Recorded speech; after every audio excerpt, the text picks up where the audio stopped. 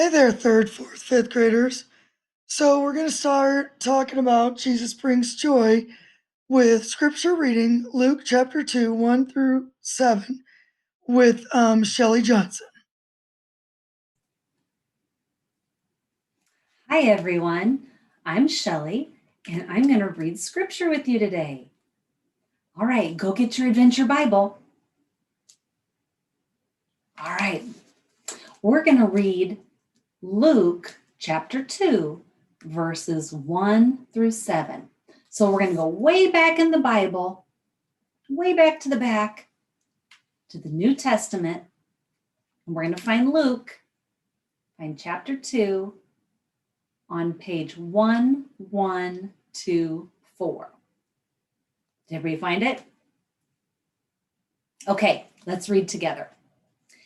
In those days, Caesar Augustus issued a decree that a census should be taken of the entire Roman world. This was the first census that took place while Quirinius was governor of Syria, and everyone went to their own town to register. So Joseph also went up from the town of Nazareth in Galilee to Judea, to Bethlehem, the town of David, because he belonged to the house and line of David. He went there to register with Mary, who was pledged to be married to him and was expecting a child.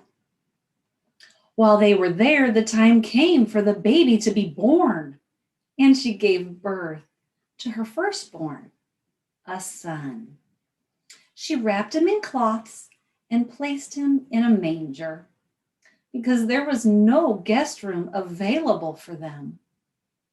And that ends our reading. I hope you enjoyed it, and I hope you enjoy the rest of your lesson. We'll read again soon. Bye-bye. Thanks, Shelley. That was amazing. I love that scripture reading. And the way she did that, we're definitely having her come on here again, aren't we? All right, so Danielle Parrish has a couple different activities for you. So we're going to turn it over to Danielle, and she has a couple little elves as well. Hello, I'm Danielle Parrish, and we go to the church. This is Abby. Hannah. I'm Ellie. Yep, and we're going to talk a little bit more about the Bible verse that you've heard about Mary and Joseph having to go to Bethlehem. And one of the things I got to thinking about is that we just had a baby. Abby is just 4 months old, and things did not necessarily go as planned when we were ready to have her. And so there was a little bit of chaos and stress. We thought that she was ready to come, so my mom, her grandma, came and stayed with us. But she stayed for a whole week before she actually decided to be born. And so that could have been really stressful, but we really just ended up enjoying that. She said too. And having lots of joy there.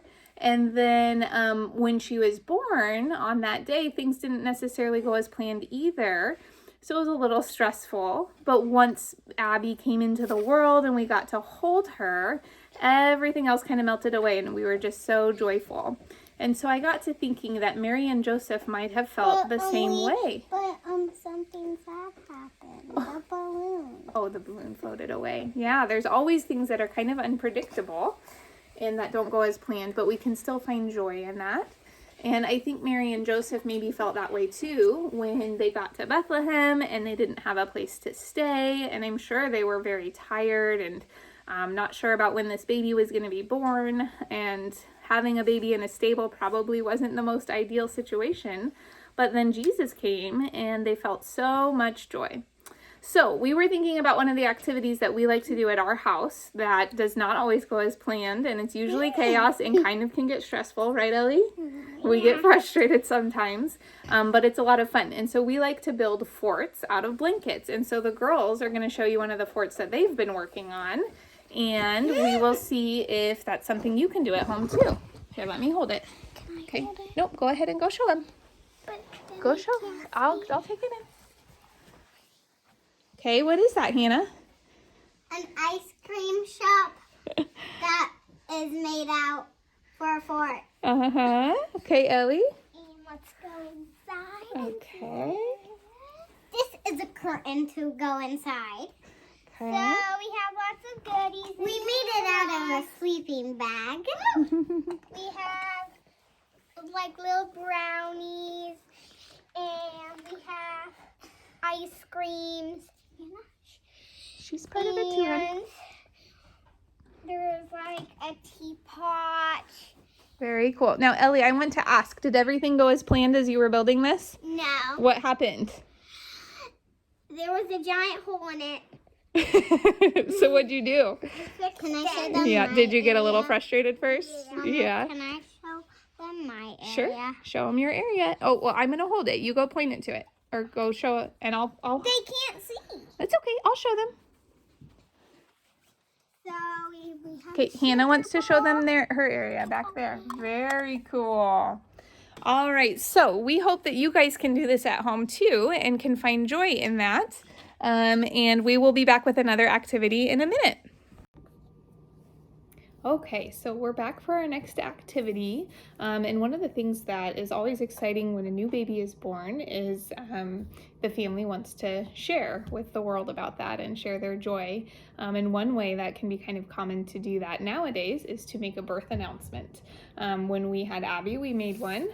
Looks like this. So it says her name, has a cute little picture of her, and then at the bottom, it's really hard to see here, but it has some of the information about her when she was born. So it says the date and the time, and then how much she weighed and how long she was.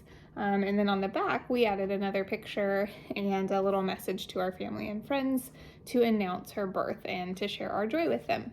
So what would be kind of fun for an activity to try today is to make a birth announcement for Jesus, to think about kind of what Mary and Joseph might have wanted to share with their family or friends about the birth of their new baby. And so I just grabbed a half sheet of paper. You can kind of grab whatever you have at home. And then you might want to just get creative with it. You can draw whatever you would like and think about what they might want to share. So you might write, Jesus is born, and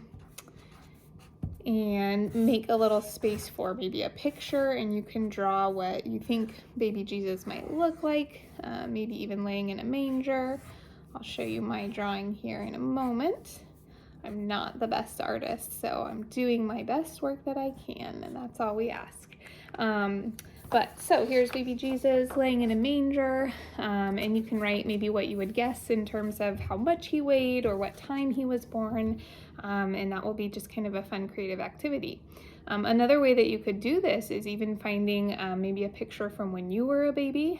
Check with your parents first to make sure it's a copy of one or one that you could maybe cut out and use, and put a picture of you on there, because one of the things that we like to remember is that Jesus lives in our hearts and other people can know Jesus through us. And so it's just helpful to remember, have that reminder that Jesus does live in all of us, and so we want to show his love to others, and especially during this time of Christmas when we're celebrating the birth of Jesus, it's a great time to be able to pass his love along and show his love to other people. So I hope you have fun building a fort and making a birth announcement for baby Jesus to share your joy, and we'd love to see pictures if you would like to share with us. Okay, thanks.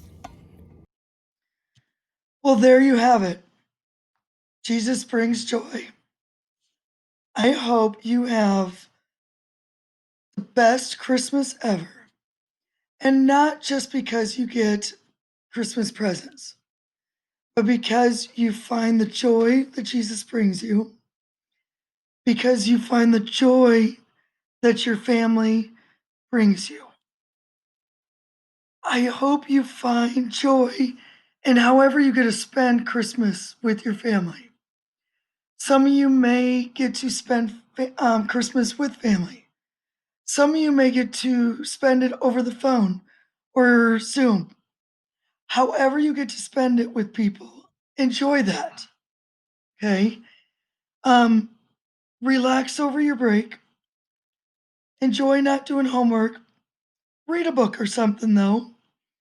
Maybe even some Bible stories. Help mom and dad. Cuddle with mom and dad. But do some things that bring you joy. I will be back next Sunday, December 27th, with your next Sunday school lesson of joyous news. And we've got a few fun things planned for you.